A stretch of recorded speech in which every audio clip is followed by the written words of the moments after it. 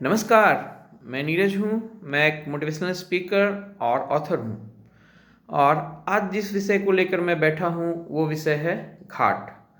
दोस्तों, अभी हाल फिलहाल मैं अपने एक मृत रिश्तेदार को, महिला रिश्तेदार को घाट पर से अंतिम संस्कार करके, अंतिम क्रिया करके मैं आया हूँ।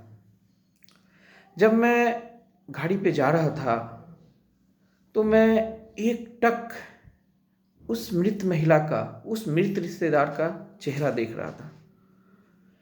मैं सोच रहा था, यही वो महिला थी जिन्होंने कभी मुझे प्यार भी किया था, कभी डांटा भी था, कभी फटकारा भी था, कभी किसी से लड़ाई भी की थी, कभी किसी को दुत्कारा भी था, कभी किसी को अपशब्द भी कहे थे, कभी किसी को अच्छी बातें भी कही थी, कभी दान भी किया था।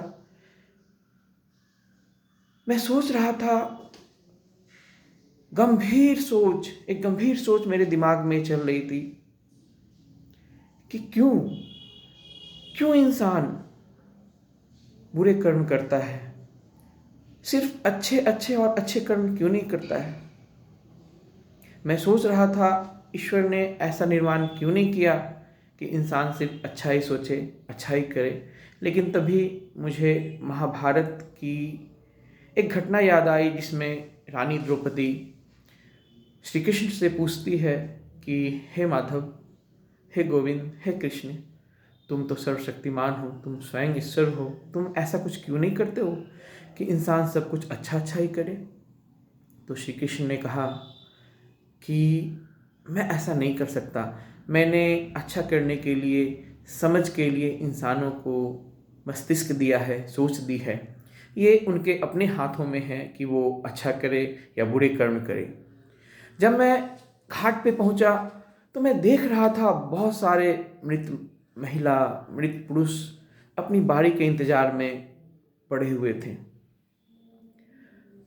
मैंने वहाँ अंतिम क्रिया करवाने वाले को आपस में कहते सुना कि अरे यही डॉक्टर बार है ना, जे हमनी के इंतजार करवेलक ढेर देर, तनियो पैसा ना कम करो, यही डॉक्टर बन रहा है अपनी भाषा में। मैं शायद उस भाषा को नहीं बोल पा रहा हूँ, लेकिन मैंने प्रयास किया। तो फिर मैं और गंभीर हो गया। मैंने कहीं सुना था कि जो शमशान है, जो कब्रिस्तान है, वह शहर के, गांव के बीचों बीच होना चाहिए, ताकि लोगों को ये स्मरण रहे, याद रहे कि मैं एक दिन मरूंगा भी। दोस्तों, दुनिया स्थायी नहीं है। आप भी अस्थाई नहीं हो, मैं भी अस्थाई नहीं हूँ, कोई अस्थाई नहीं है। पृथ्वी, धरती आपका अस्थाई पता नहीं है। तो फिर मेरे मन में भी ये विचार हमेशा आते रहते हैं। मैं खुद से भी सवाल करता हूँ, ऐसा क्यों? इंसान को जब पता होता है कि वो एक दिन मरेगा, जाएगा ही जाएगा, तो वो गलत कर्म करता है। अच्छा क्यों नहीं सोचता, बेईमानी क्यों करता है?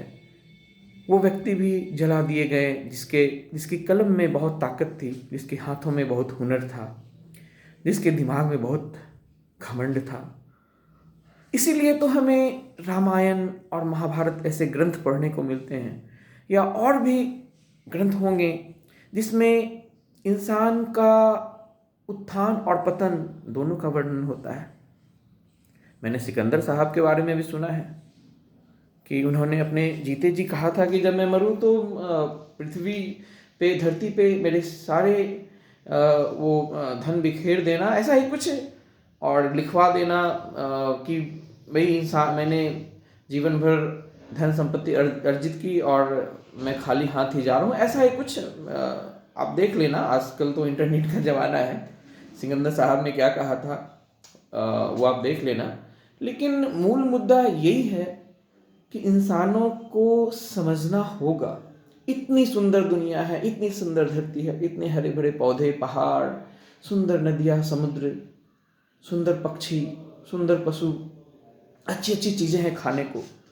तो सब लोग अच्छा अच्छा अच्छा ही करो, और जो बुरा करता है उसकी ज़िंदगी में आप दखल मत दो। अगर आपके घर परिवार में कोई बुरे लोग हैं और वो बुरा करता है और आपको वो बातें नागवार गुजरती है, तो आप दखल मत दो, क्योंकि आप हाँ एक दो बार समझाओ, यदि बात बनती तो ठीक है, और फिर भी वो नहीं बदलता तो फिर कलह होगा, किचकिच होगी, आप भी डिस्टर्ब होगे। तो उन्हें उनके हाल पर छोड़ दो। मैंने कहीं पढ़ा है, वैसे हमारे यहाँ भी कहा गया है कि जो जैसा करता है वो वैसा भरता है, और मैंने कहीं पढ़ा भी है कि आज जो आप जैसा किसी के साथ करोगे तो एक ना एक दिन वो घटना दोहराई जाएगी। और अभी क्रिकेट की दुनिया में क्या चल रहा है, अभी मैंने हाल में सोशल मीडिया पे पढ़ा कि किसी बड़े क्रिकेटर के बारे में पढ़ा, किसी नामचीन क्रिकेटर के बारे में पढ़ा कि इन्हें अपने पद से विमुक्त कर दिया गया, लेकिन एक समय इन्होंने भी किसी बड़े पदाधिकारी के साथ मिलकर किसी और बड़े खिलाड़ी को अपने पद से इस्तीफा देने को मजबूर किया था। तुरंत परिणाम मिले, ज़्यादा नहीं, मुश्किल से 3 साल 4 साल 5 साल, एग्जैक्ट में नहीं बता सकता, लेकिन मिले। तो वैसे भी जो जैसा करेगा वैसा भरेगा। दुर्योधन को उनके पिता ने चाहा कि गद्दी पे आसीन करवा दे, लाक्षागृह पांडवों को मारने के लिए षड्यंत्र किए गए, कई षड्यंत्र किए गए, कई साजिशें की गई, और बड़ी सेना लेकर भी दुर्योधन पांडवों को नहीं हरा पाया, क्योंकि उनके साथ श्री कृष्ण थे, और श्री कृष्ण को हमारा हिंदू समाज, दुनिया भगवान मानती। तो जो अच्छा करेगा, जिसकी नीयत अच्छी होगी, उसका साथ ईश्वर देगा।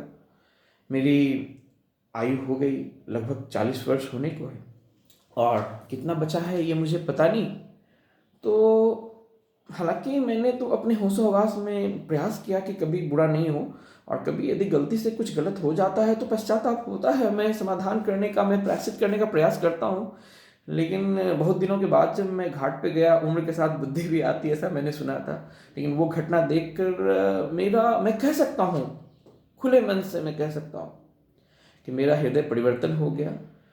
तो अब आप देख लो अपना, यदि आपका हृदय परिवर्तन होता है मेरी बातों से, तो आज से अभी से छल प्रपंच करना बंद कर दो, दुनिया का आनंद लो। दुनिया में बहुत सुख है, यदि आप उस सुख को पहचान पाओ।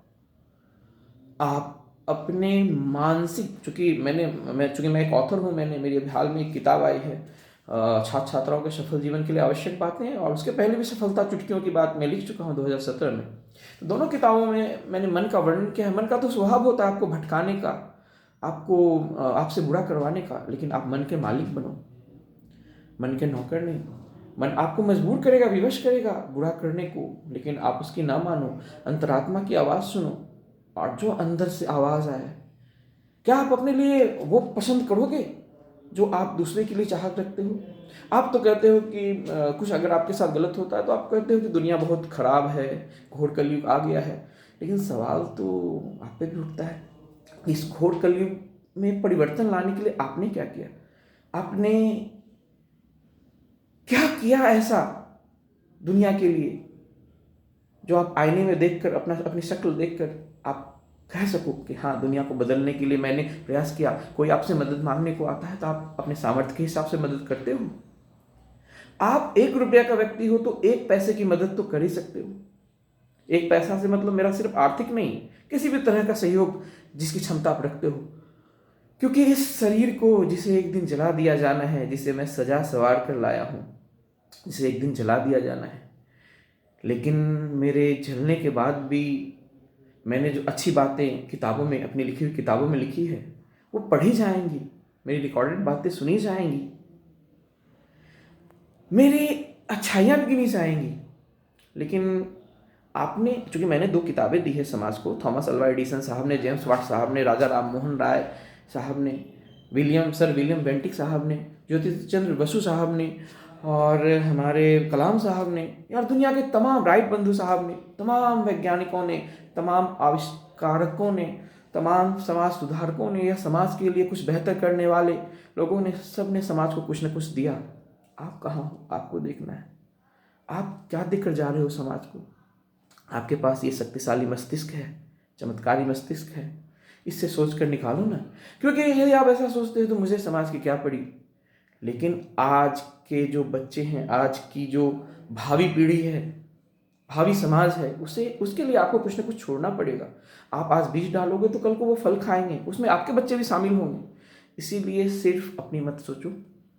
और अभी आज सुबह मैं मुकेश साहब का गाना सुन रहा था। वो गाना है सजन रे झूठ मत बोलो, खुदा के पास जाना है, न हाथी है न घोड़ा है, वहाँ पैदल ही जाना है।